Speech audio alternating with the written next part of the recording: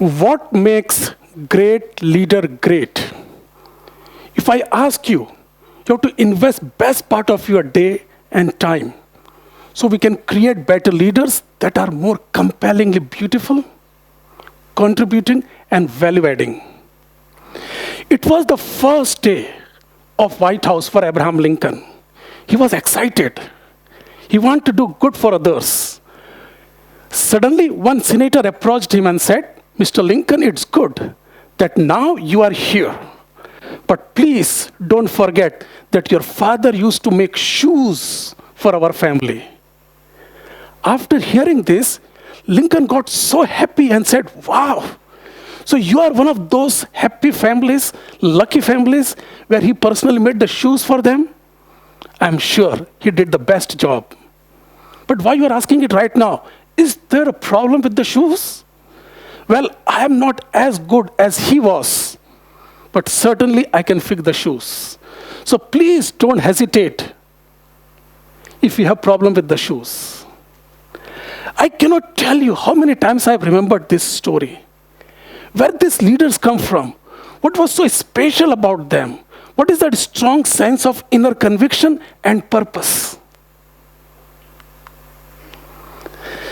I completed my education with best of the universities. I worked very hard, only to find that I had no jobs. I was unemployed, and especially when things are going good about you. I was so distressed, so depressed. I just don't know what to do. And here I was thinking, what is the formula for success? Is there a way to create the impact of these leaders? What is the reason years after years, centuries after century, we cannot forget the contribution of Nelson Mandela, Martin Luther King, Lincoln, Churchill? What was so special about them? And the more importantly, is there a way that I can create the impact and apply this into day-to-day life? Now, if you permit me, I want to do a small activity with you. If I may request all of you to please close your eyes for 10 seconds. And I request, imagine the best leader that you have ever seen. Visualize his or her picture. Thank you very much. Now you can open your eyes.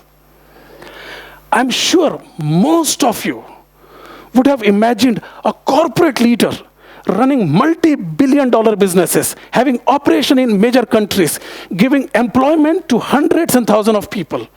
Or some of you would have thought of a great leader who is running the country, giving the best opportunity to all the people in the country. But my definition was a little bit more basic.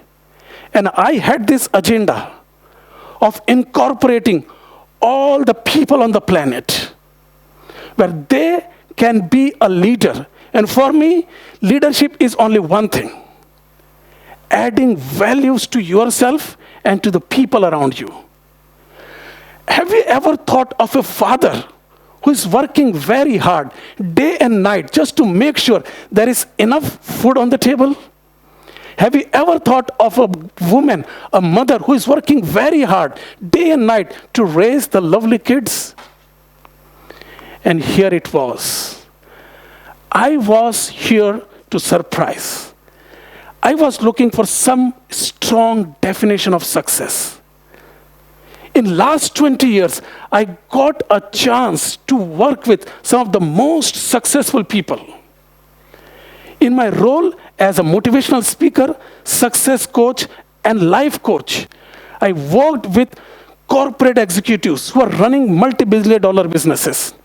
I also got a chance to work with people like you who are desperately looking to get that first job. I also got a chance to work with corporate leaders who are getting one promotion after the another. But on the other hand, I also got a chance to work with the couples who are working very hard, burying the hatchets, and want to live a happy married life. And finally, I also got a chance to work with those athletes and celebrities who are trying to find their next best. I was looking for a universal formula for success where these people can lead and take it to the next level. Unfortunately, as you can imagine, things are not good. Logically, I was correct because data can lie, but stories can fly. I was looking for a story, and here I'm looking at those people. They are successful. But what's most interesting about them is they come from some of the most troubled families. They come from families where the alcohol was abused, where they have seen the violence. They have grown up with financial distress. But they are doing exceptionally well. And here, my formula just collapsed. Not only that, I had these people, they are coming from well-to-do family. They got big education. They come from the best resources. And I've seen they are so depressed. They are confident. I cannot think of how I can find that formula that will be the leadership principle for people in the whole planet. Then suddenly, as you can imagine, all the big things starts with a story. I had my own moment of aha. I was looking for this miracle. And for me, miracle has to have these three things. As I mentioned, I want to incorporate all the people into this magic formula. And I also want to have the deep sense of purpose for them. And I wanted to know a formula where I can incorporate them. Then I came up with these magical words from Henry David Thoreau. With your permission, I want to read this twice. This has created significant impact on my life. I know of no more encouraging fact than the unquestionable ability of a man to elevate his life by conscious endeavor. Encouraging fact. This is the first principle. I want each and everyone to be part of this success story. And second thing, unquestionable ability. This thing has to be very basic, very inherent. Irrespective of your education, your background, your gender, everybody should follow this. And third thing, there has to be a formula to monitor it and to improve it.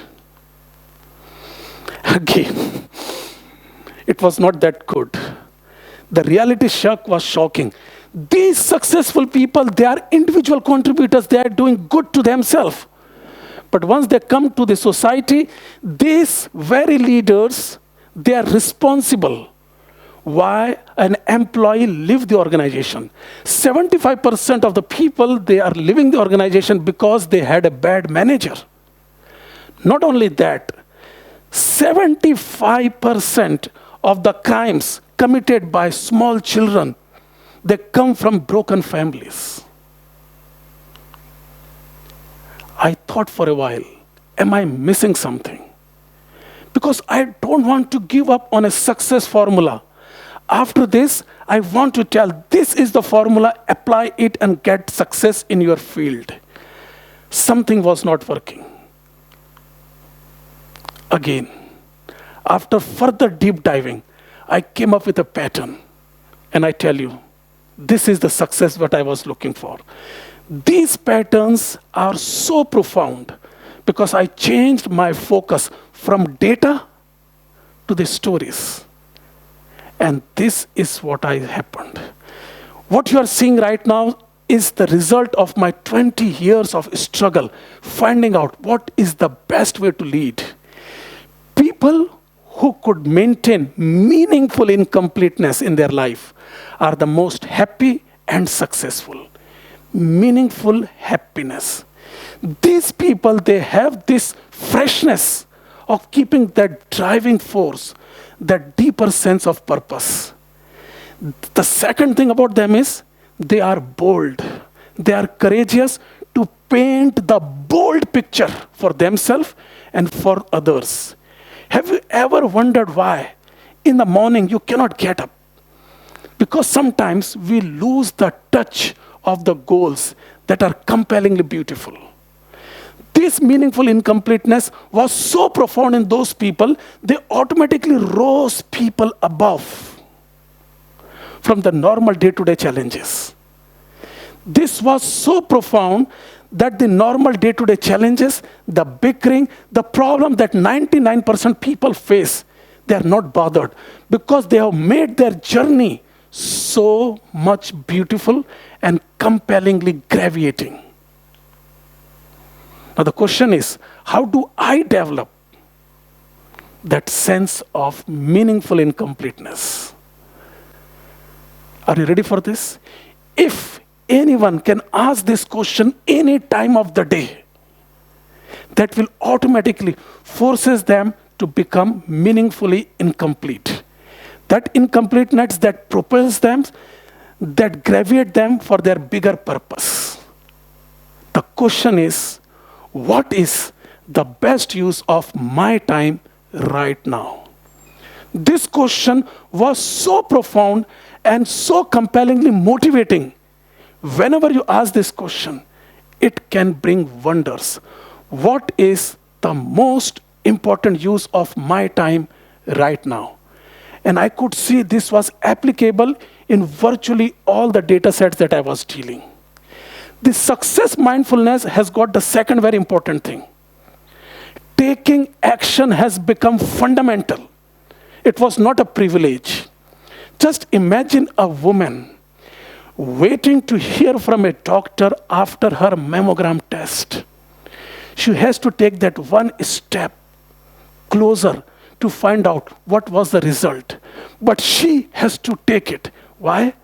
Because that's where she will have some action. Success will come only if there is some action that is happening. The third thing that will happen if you are successful mindfulness is you start to have that journey. After your heart attack, have that courage to bounce back, to gain that physical fitness. After a devastating divorce, bury up all the things and look around for positivity. The list is endless, but the focus is one: how I can take that next step. In that similar category, I found out there are two people. One category of people, they just love what they do. They love what they do and they keep doing it years after years after years. But that was not enough. Because loving something without developing competency on it won't serve the purpose. I was looking expert. I was looking for a breakthrough. Then I found some other people who are also mastered their craft.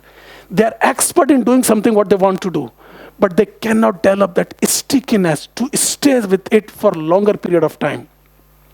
They lost the purpose. They failed to have what I call as long-term perspective. Now my challenge was to bind the lovables and the masters into one category. The people who love, the people who have mastered. Because this is where I will see the major change will happen. Anyone who is looking to get the best out of their life must follow these two things simultaneously. Love what you do and gain competency over it. It is applicable into the industry. It is applicable at workplaces. It is applicable in every walk of life. How can we do this? Because if you master something without developing love for it, you are just becoming what I call as experts hoppers. You keep hopping from one place to another. And this is the magic word that I was looking for.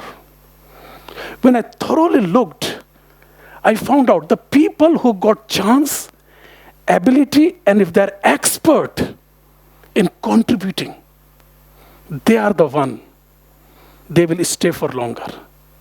If you go to the industry, more and more people retain their job just because they are also contributors. If you are into a happy marriage, it is given that you are contributing to that relationships. So contribution was something that was so profound and so deep in every success story. What are the action points for us? Can you develop that inner righteousness, inner sense of purpose that will make you become a contributor, that will make you love what you are doing and also master the craft. Because we all need to have that success sequence.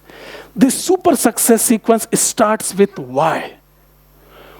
If you have a very strong, clear, compellingly beautiful why, it opens the bigger door for what.